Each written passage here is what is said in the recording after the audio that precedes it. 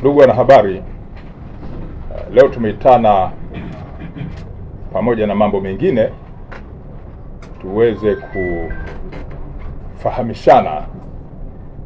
juu ya hali ya Dar es Salaam katika mtizamo wa kiusalama. Kama mnavyofahamu, jiografia ya Dar es Salaam ina shughuli mbalimbali za kiuchumi, kisiasa, lakini pia za kijamii. Kwa hiyo ni jiji ambalo lina mambo mengi ambayo yapo katika kona hizo tatu, na kwa ujumla wake hali ya usalama katika jiji la Dar es Salaam ni shwari, na jukumu la Jeshi la Polisi Kanda Maalum ya Dar es Salaam ni kuendelea kutimiza majukumu yake kwa kuzuia vitendo vya kihalifu, lakini pia kudhibiti vitendo ambavyo vinajitokeza kwa kutumia mifumo ya kisheria, huku tukishirikiana na wananchi na wadau wengine wa masuala ya kiusalama. Napenda kuwataarifu pia, katika kushughulika na kazi hizo, kazi mbalimbali zimeendelea kufanyika za kuzuia, lakini kuwakamata watuhumiwa, na mwisho kwenda kwenye mamlaka zingine za kisheria ikiwemo ofisi ya mashtaka na baadaye kwenye mahakama za kisheria zilizo katika jiji letu la Dar es Salaam. Mambo mbalimbali yamefanyika kwenye ofisi hizo kwa sababu sisi tunafuatilia pia, na napenda kuwaarifu kuwa jeshi hili Kanda Maalum ya Dar es Salaam tarehe 20 mwezi wa 4 mwaka huu wa 2026 eneo la Ubungo, jeshi limewakamata watuhumiwa 37 ambao wanatuhumiwa kufanya makosa mbalimbali yakiwemo makosa ya kimtandao, ikiwa ni pamoja na kutoa vitisho mbalimbali na lugha za matusi mazito kwa watu mbalimbali. Kundi hilo ambalo limekamatwa la watuhumiwa, baadhi yao wamebainika ni wafanyakazi wa kampuni ambayo imefahamika kama Innovix Coal Co Limited na Otaigo Financial Services Company Limited. Hizi kampuni zinaonyesha zinajihusisha na ukopeshaji wa pesa kwa watu mbalimbali na tofauti tofauti. Tuhumiwa wale ambao wanajihusisha na matusi na kashfa waliokamatwa ni pamoja na Renatus Mjwahuzi maarufu kama Migeyo, mkazi wa Mbezi Beach, lakini yupo Odila Oswin Ngunga, mkazi wa Goba, yupo Teresia Bratius Kanu, mkazi wa Mtoni Kijichi, wakiwa na wenzao 34. Hawa hatua zaidi za kisheria, ikiwa ni pamoja na kuwapeleka kwenye mamlaka za kisheria, zitachukuliwa. Na kati ya mwezi Machi hadi Aprili mwaka huu wa 2026, baadhi ya watuhumiwa waliokamatwa na kufikishwa kwenye mifumo mingine ya kisheria na wakapatikana na hatia ni pamoja na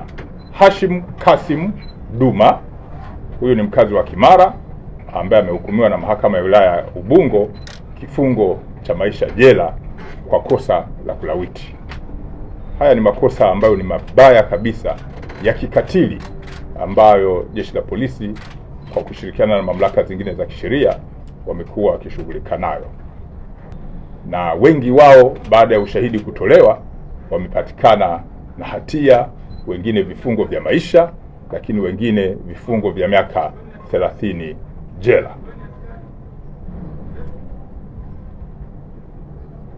Wito wetu sisi jeshi la polisi kwa wananchi, kwanza ni kuendelea kutoa taarifa mbalimbali ili tuweze kuzuia vitendo vya kihalifu. Lakini pili, tunawataka wananchi ambao wamekuwa wakitoa taarifa zinazohusiana na makosa ya kijinai waweze kufika kwenye vyombo vya kisheria, ikiwa ni pamoja na mahakama, waweze kutoa ushahidi wao mahakamani. Na mwisho, sisi jeshi la polisi tumeendelea kusisitiza katika mifumo yetu kujenga tabia za maadili ya kazi zetu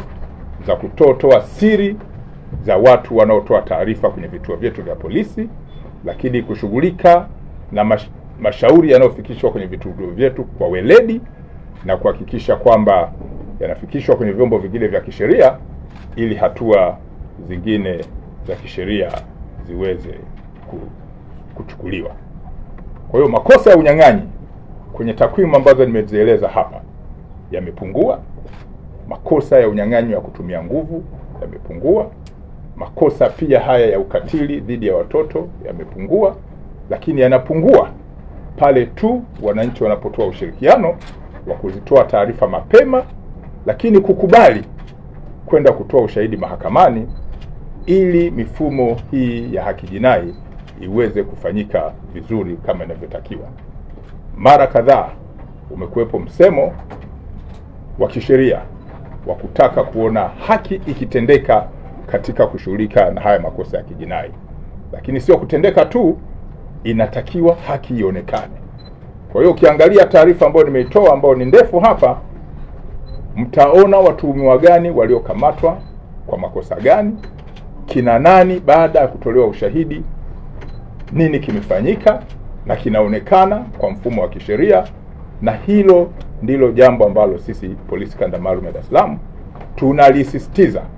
kwamba tutaendelea kuzuia vitendo vya kihalifu kwa kushirikiana na wananchi na wadau wengine wa kiusalama, lakini pia kuhakikisha kwamba tunazingatia mifumo ya kisheria ya kuwapeleka kwenye mamlaka zingine za kisheria, na hapo tunawataka wananchi watoe ushahidi mahakamani ili watuhumiwa waweze kutendewa haki kulingana na ushahidi ambao unakuwa umetolewa pale mahakamani. Kwa hiyo kesi za kulawiti, kesi za kubaka, kesi za unyang'anyi ambazo taswira yake inajengeka kwamba Dar es Salaam kuna nini, mbona panatulia kwa kasi, kwa nini bunduki sasa hivi hazionekani, ni kwa sababu ya wananchi ambao wanatusaidia kwenda kutoa ushahidi mahakamani, na watuhumiwa wale wakipatikana na hatia, haki ile sasa licha ya kutendeka inaonekana matunda yake ya kuendelea kuwa shwari katika jiji letu la Dar es Salaam.